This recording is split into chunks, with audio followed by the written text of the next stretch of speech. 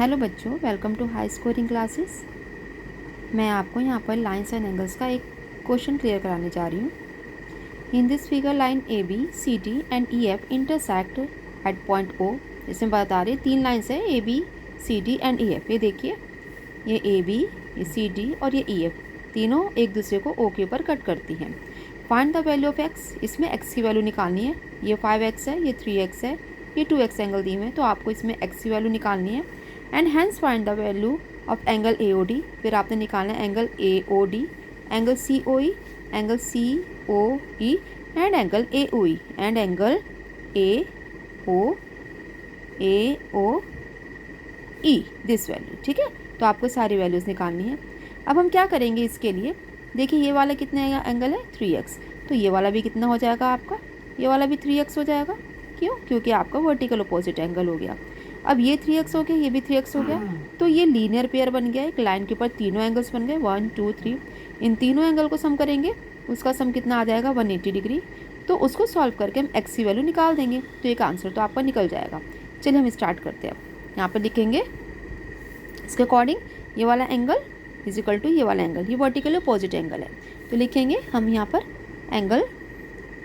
Angle लिखेंगे, angle A O E, angle A O E is equal to angle B O F, is equal to आ गया आपका x हमने, is equal to 3x। ठीक है, क्यों? क्योंकि ये वाला भी 3x है, ये वाला भी 3x है। एंगल का नाम लिख दिया जाएगा, ये हो जाए आपका वर्टिकली अपोजिट एंगल। ओके, ठीक है। अब देखिए क्या होगा, अब इन तीनों का एंगल का सम कितना है आपका 180 डिग्री। सो यहाँ पर लिख देंगे 3x plus 5x plus 2x, तीनों एंगल इतने हो गए, इज इक्वल टू आ जाएगा 180 degree vertical opposite angle. Okay, ठीक है।